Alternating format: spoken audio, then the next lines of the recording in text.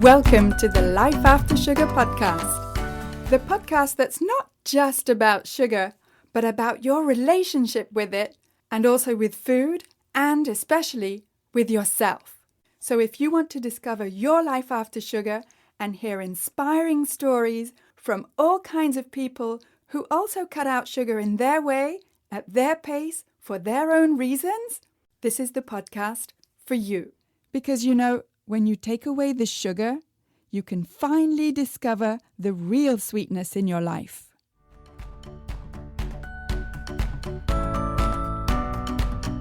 I'm your host, Netta Gorman, and today's episode is a short one to give you some ideas of foods to beat cravings.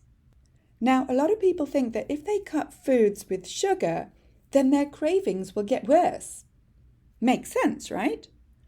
But actually, my experience has been that when you cut all forms of sugar, including flour, including sweeteners, and for some people, even including fruit for a temporary period, when you cut out all sweet-tasting foods for a certain period of time, and it doesn't have to be a long time, then you can allow your taste buds to get used to less sweetness.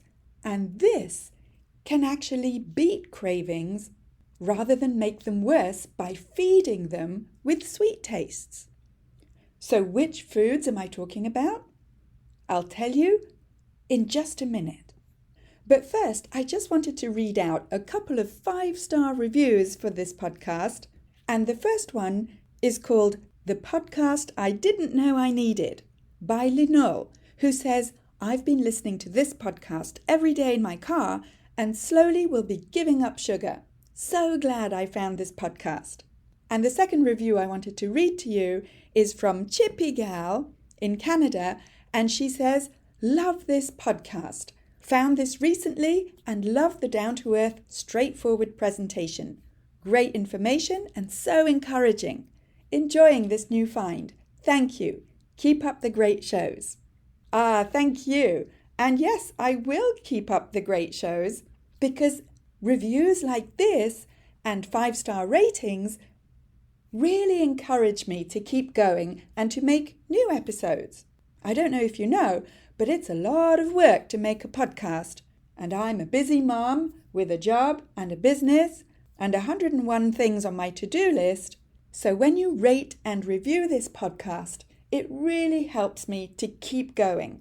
Because reviews like this let me know that this podcast is making a difference. And this is what I'm doing all this for. To give this podcast a 5-star rating and to leave a review, scroll down in the podcast player that you're listening on and tap on the stars to rate this podcast and write your own review. And if it's your first time here, welcome. And you might have a little catching up to do. There's over 100 episodes already. And thank you for sharing it with as many people as you can. All right, back to the podcast episode. So I was saying right at the beginning that most people who come to me for help to get sugar out of their lives believe that if they cut sugar out completely, this will make their cravings worse. Because there's nothing worse than feeling like you're depriving yourself or denying yourself, right? And I definitely used to believe this too. There was no way I was ever going to give up all my favorite comfort foods, especially chocolate. No way.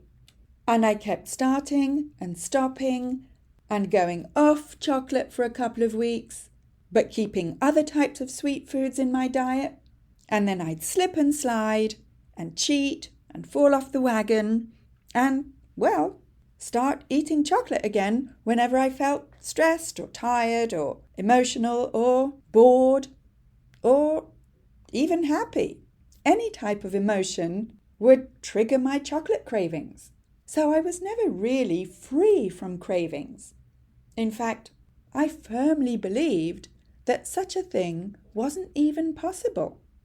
But it was only once I started eating real whole foods, unprocessed foods, that I started experiencing what it actually feels like not to have cravings.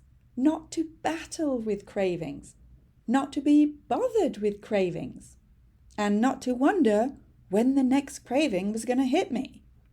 Now, you may have heard of the term macronutrients, and basically, for some reason, food has been split up into 3 groups, or macros, which are proteins, fats, and carbohydrates, or carbs. And personally, I find that these 3 groups make no sense at all because most foods are a mix of at least 2 of these macros. But, nobody asked me when they made up these groups, so I won't mention it. But the vast majority of sugary and starchy foods that very often lead to cravings are also carb-heavy foods, or rather, refined carbs. And it's the refined carbs that you're better off cutting if you don't want to be bothered with cravings. Refined carbs are basically foods that have been engineered by the processed foods industry and pretty much stripped of all of their nutritional value, including the bran, the fiber, and the nutrients. For example, white bread, and I would add pretty much all bread, because flour itself is pretty refined, and also pizza dough, bagels, tortillas, pasta, pastries, white rice, sweet desserts, cookies, ice cream, candies, granola bars, and many breakfast cereals, even those marketed as being healthy. And refined carbs also include free sugars in drinks like sodas, sweet drinks, and even pure fruit juice. And even if the label says that the drink or the food contains no carbs, they might actually contain sweeteners. And for many of us, as soon as a sweet taste hits our tongue, our brain lights up and doesn't necessarily make the distinction between actual sugar and sweetener. It just goes crazy for the sweet taste. And this reaction is one of the things that can feed cravings. So one of the things that I teach inside of my program is to experiment with foods to train your taste buds to get used to less and less sweetness. And it's actually totally possible to train your taste buds a bit like you train your muscles when you work out. Let me share with you what I give my students inside of my program.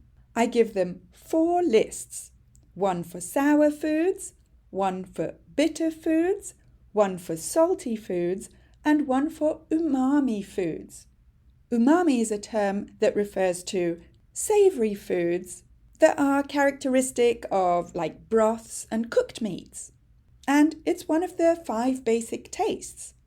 Now you notice that I only gave 4 lists, not 5, and it's not because I'm trying to punish you by leaving out the list of sweet foods. It's with a positive intention that I give these 4 lists, because the positive intention is to train your taste buds to get used to less sweetness so that you're not always running after sweet foods or sweet replacements. Here are some examples of sour foods to experiment with: lemon, lime, grapefruit, rhubarb, vinegars, sauerkraut, and kimchi. Here are some examples of bitter foods: Brussels sprouts, kale, endive, radishes, arugula, cacao, and coffee. Here are some examples of salty foods: sardines, anchovies, sea salt, olives, and umami foods like preserved fish or preserved meats, tamari sauce, certain cheeses, and miso. I'll give you some more foods to beat cravings right after this short break, including a fun game to practice training your taste buds to enjoy less sweetness. Be right back.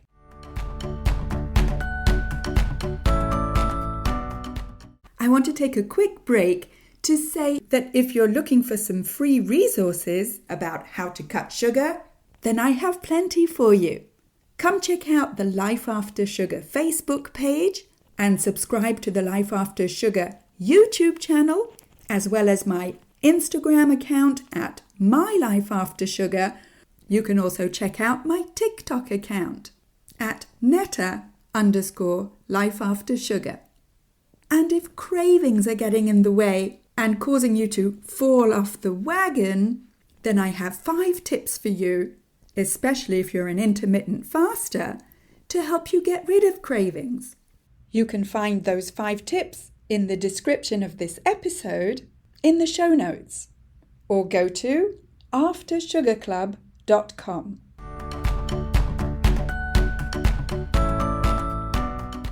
In my program, we play a game called the tasting game that you can play with your family and friends if you want.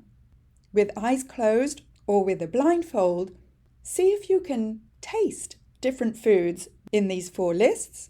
That's sour foods, bitter foods, salty foods, and umami foods, and concentrate on how they feel, the taste, the texture, and how you react to them. And over time, the more you eat foods that have other tastes than just sweetness, the more you train your taste buds to get used to less sweetness. And less sweetness equals less cravings.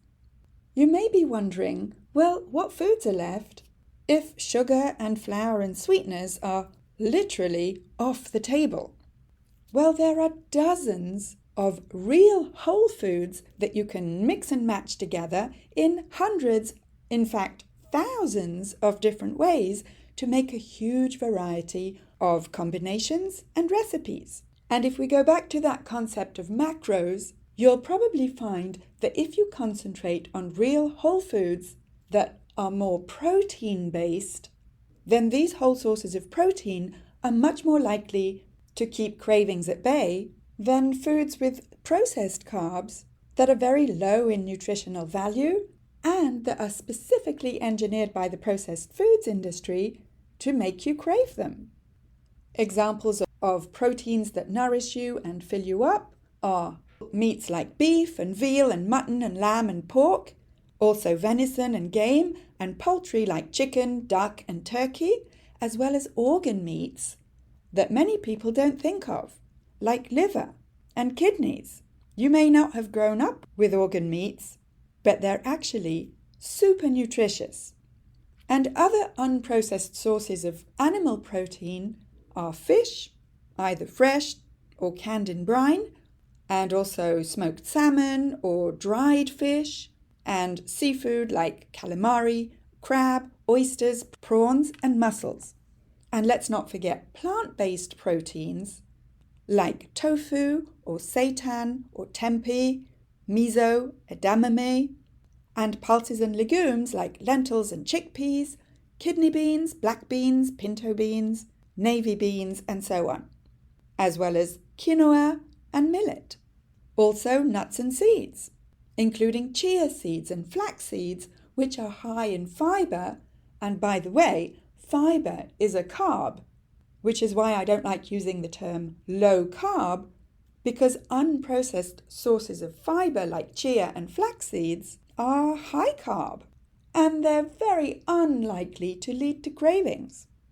The best foods to beat cravings are real whole foods, not food products that have been created in a lab by the processed foods industry and marketed to us as being, air quotes, healthy, with all their extra ingredients and additives.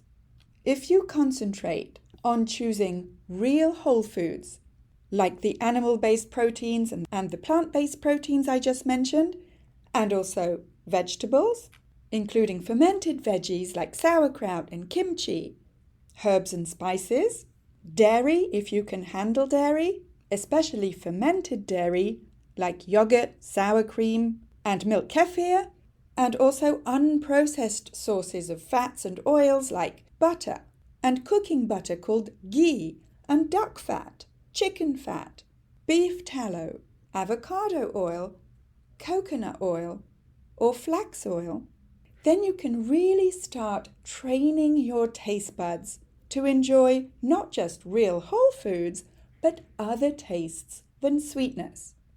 Okay, but what about fruit? Now, I'm not saying that you should never eat fruit ever again. In fact, if you've listened to other episodes of this podcast before, you know that I never tell you what you should or shouldn't eat.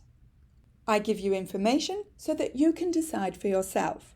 But what I found really helped me not to suffer from cravings, at least in the first couple of weeks when I cut sugar, flour and sweeteners back in July 2015, what really helped me for a period of just 2 weeks was to stop eating sweet foods, including fruit.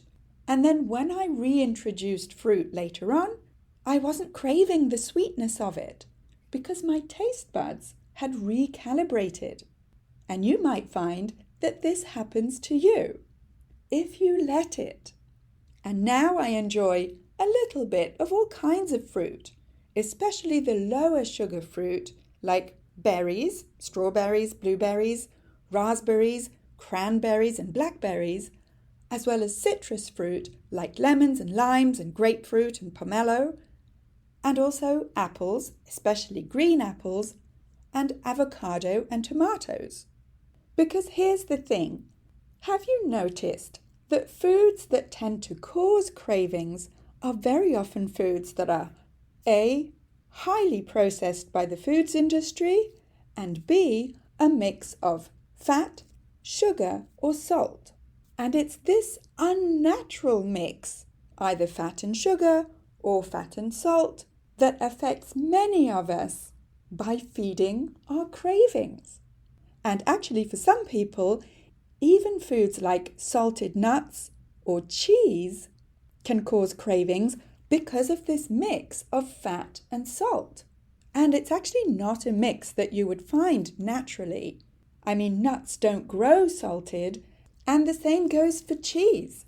In fact, naturally, milk and cream contain lactose, which is a type of sugar, and a lot of this lactose is eaten up by the good bacteria during the fermentation process to make cheese. But have you noticed that cheese is pretty salty? So there's that mix of the fat of milk or cream with the saltiness that for some people can trigger cravings. So what I suggest for you is to start thinking about which types of foods or food products trigger your cravings and which don't. And if the conclusion that you come to is that real whole foods don't trigger your cravings, but that highly refined sources of carbs or processed foods do trigger your cravings, then that information in and of itself is valuable enough to give you the data you need to decide whether or not you want to continue eating foods that trigger your cravings or switch to foods that don't. Sounds easier said than done? Well, it is, which is why the After Sugar Club exists. Because you may know all of this information that I just gave you in this episode and in all the other episodes of this podcast, but just having the information isn't always enough. A lot of us, including myself, need support and guidance in order to implement this information and do it in a sustainable way. So that's why I created the After Sugar Club. Not only will you get the support of our lovely group, but you'll also get to talk to me live on our check-in calls to get your questions answered and especially to get those mindset shift and aha moments that are central to feeling peace with sugar, with food, and with yourself. Go to aftersugarclub.com and click on the big green button to see everything that's included. Hope to see you there soon. That's it for this week. Keep in touch and see you soon for another episode.